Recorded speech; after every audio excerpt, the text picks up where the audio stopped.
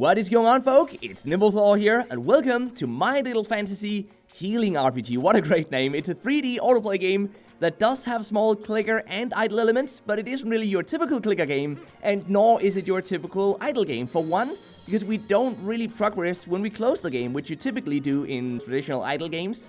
And secondly, because even though we can click the screen to increase the attack speed of our heroes, tapping doesn't directly deal damage, which is a very typical sort of core element in most normal clicker games. The game is still auto though, because I'm not doing anything right now. I'm just looking at the screen, looking at my characters, defeating these enemies here. And the fun part of the game then lies in upgrading our main character, our helpers, going on special missions, participating in boss fights, even upgrading our armor, and so on. And there's quite a bit to do, but you can still progress automatically, making this a perfect game to have lying on your desk while working or studying, and you can then get back to it every once in a while. Just go in there and upgrade your stuff. But how about we go into one of the special missions up here so you guys can see some of the different types of gameplay elements you can expect from this game. So we can head into the Ruins Guardian 1 here and hope to get 3 stars, because last time I did this one we only got 1 star. So look at this. In here, our heroes start at level 1, so we'll just be tapping as fast as we can to get that speed bonus, and we'll be using our 3 different skills here in the bottom of the screen, and those skills are tied to a weapon, so that means we have 3 weapons equipped on us, and that's what allows us to use those 3 skills. It looks like we are dealing damage very fast here, much faster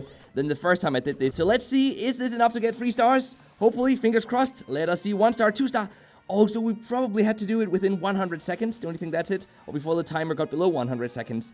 Anyway, we got a Seed of Life though, whatever that is, so we can leave this one here and go have a look at that reward right now. So this was a very quick boss fight, and obviously this was also the easiest ones. We do have the option of going into more difficult ones, but each time we do so, it does cost 1 out of 3 tickets that we have every day. So it isn't really something you can keep doing forever, but you can do that every day, and you should definitely do that, because look at this. This one actually increases the maximum HP of our entire party by 100, which is quite a bit. Have a look at this guy, for example. He has, let's see, he has 570 HP. So this new item we got basically increased his HP by like 20% or so. Great upgrade for sure. Actually, we can also go in here and level up our main helper here. And you guys can see down here that we also do have 2 other heroes. We can only use 2 heroes at the time though. So we have our main character over here, and we can't really switch that one out, which is kind of weird. And then we have our helper over here, and this one we can indeed switch out. But we also do want to have some heroes doing these missions and these quests up here, because doing so will give us more gold every 20 minutes, or every 35 minutes, every 3 hours, or even every 5 hours. So if you need more gold, definitely make sure to do these quests. Now, the other thing we can use our additional heroes for is something called real support, and this is very important as well. Having a hero here adds a certain type of buff. For example, this guy's support buff is 20% increase in party defense. So that's really a lot of extra defense that you can get from having that guy in the rear support. So you definitely want to do that as much as you can. Additionally, we can also go in and upgrade the different items that we've got equipped. And each item, each weapon at least, comes with a certain skill that we can use. For example, this one here, what does that one do? I think it reduces the damage taken from the enemy by 30%. This one raises attack speed by 20% for 10 seconds. And this one restores 10% of an ally's health points. Our allies do die sometimes, but they recover automatically after a certain period of time. So you don't really have to think a whole lot about their HP, but it is of course nice to be able to heal them up if they're low on HP. So we can go in and we can upgrade some of these. For example, this one here, let's upgrade that one by using some of these Force Scrolls. So we tap this weapon and we start strengthening it. And this is what you need your gold for. So that's why you go into the quests, to get the gold, to upgrade your equipment. Obviously, we can also upgrade our chest piece over here, for example, to get that extra defense, which we're definitely gonna need when we head into the next boss fight, which is coming up very soon. You guys can see in the top of the screen that we are at War Tower 28 right now, and every 10 levels we have one of these epic boss fights. And they will give us a new item as well, by the way, so I'm really looking forward to that. Maybe we're gonna get a new weapon, something like that. Definitely hope so. Or maybe even a new chest piece. That would be even better, actually. Actually, there's one more way we can upgrade our character. So if we click on our character and go in here, we can see that we have 1 stat point that we can then use to increase our strength, our armor, or our health. So this time, I think I'm gonna go for strength. Last time I went for armor, but let's go for strength this time, which is gonna add +6 to our attack stats, so we now have 379. So since we're level 47 already, that 6 increase isn't really a whole lot. You guys can see that we already have 382 in attack power. But when you reset, which you want to do so you have more of these stat points, essentially you get stat points whenever you rank up your hero, and ranking up your hero requires a currency that you get from turning back time, going back, doing a recall, which resets the game to level 1 again. That's a very typical clicker game or idle game element.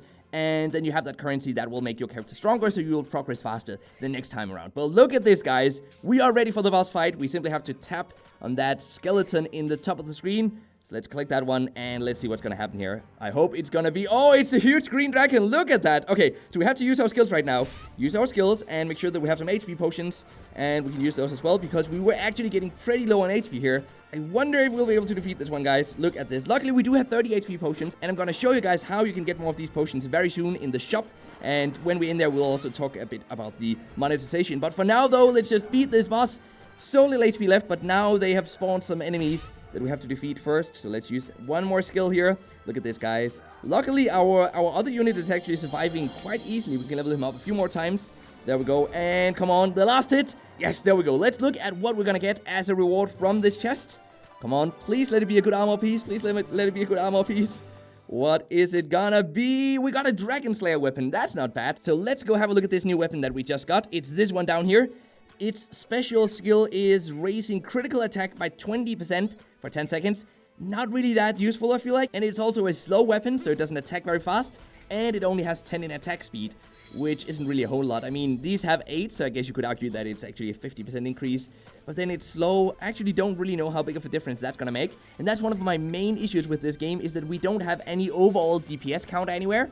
So we can't really see how big of a difference equipping new armor pieces or new weapons is really making. But anyway, let's go in here to the shop and let's have a look at this. So, we have a few items here in the equipment store that we can buy for just in-game gold, and we have some potions down here that we can also buy for just in-game gold. If you constantly have to buy new potions, though, it might be better simply to reset, go back to level 1, become a bit stronger, because it's really not worth it to spend all of your gold on these health potions here. But apart from that, we have allies over here, and when we get far enough into the game, we can unlock new ones for in-game gold, or we can choose to go over here, for example, and purchase some of them immediately for the premium currency in the game. And the premium currency are these rubies over here, which you can spend all the way up to $100 on. But honestly, they aren't really needed. You can unlock many of these allies absolutely for free. You just have to play long enough and get to the appropriate stage, and then you can unlock those. And I'm really looking forward till I get that far into the game. But that's just about it for the game. Let me know what you think about it in the comment section down below. I do wish that we'd be able to use more characters at the same time. That would make it a bit more interesting, I feel like. Because for some reason, as I already mentioned, we can only use 2 heroes at a time,